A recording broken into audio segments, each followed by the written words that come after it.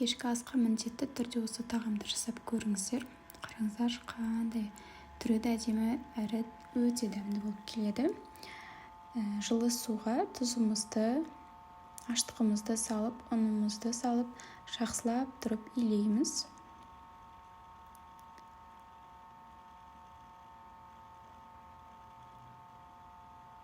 Міне осылай біркелкі қылып илеп аламыз. Илеп алғаннан кейін бұл қамырды жарты сағатқа қоямыз. Және де пиязымызды турап аламыз.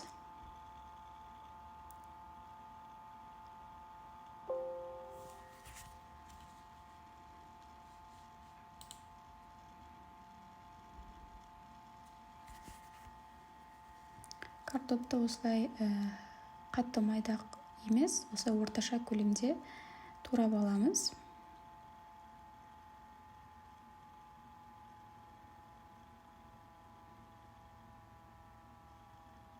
Маған жазылуды ұмытпаңыздар, лайк басып, подписацияны басып, комментарий жазып отырыңыздар. Осылай сәбізімізді де турап аламыз.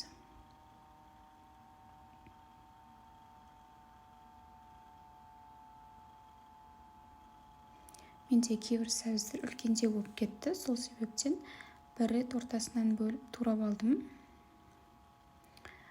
Қызып тұрған майға етімізді 5 минуттай қуырып аламыз.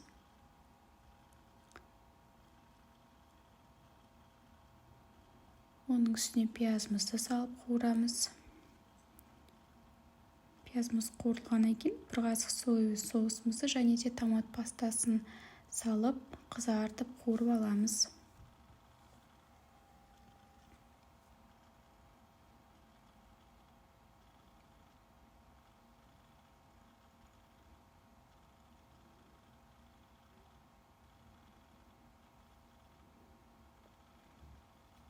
Өзіңіздің қалаған дәмдеуіштеріңізді қоссаңыздар болады.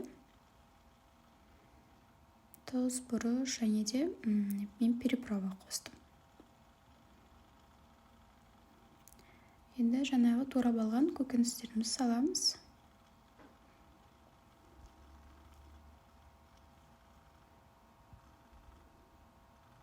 Баяу отта жақсылап қуырып аламыз.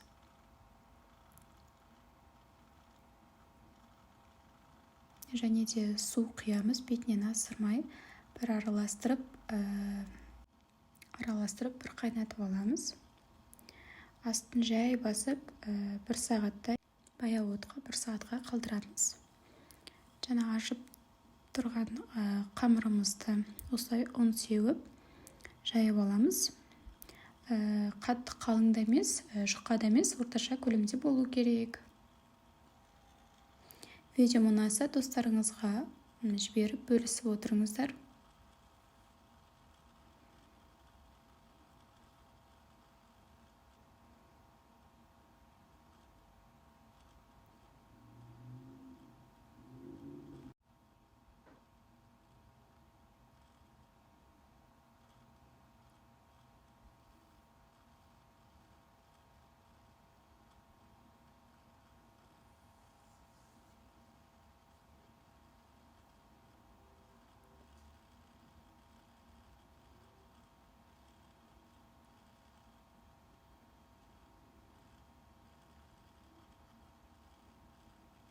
Міне осылай видеода көрсетілгенде жайып аламыз. Сұйық майымызды жағамыз. Қазір ораған кезде бір-біріне жабысып қалмас үшін.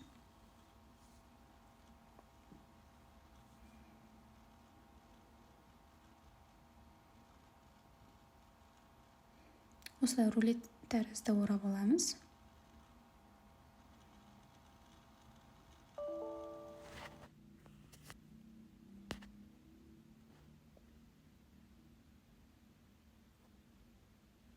Осылай бөлшектерге бөліп алдым.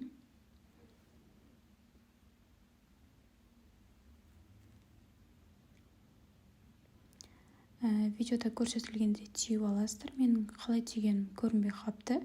Оны шпажканың көмегімен түйіп алдым осылай. Енді мен мантаваркамды майлап алдым.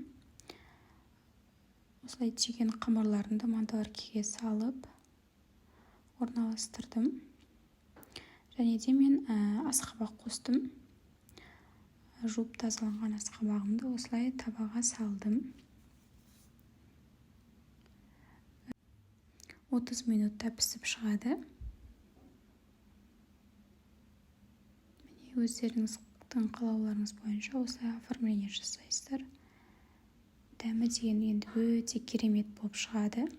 Міндетті түрде жасап көріңіздер, лайк басыңыздар, комментарий жазып подписацияны басыңыздар.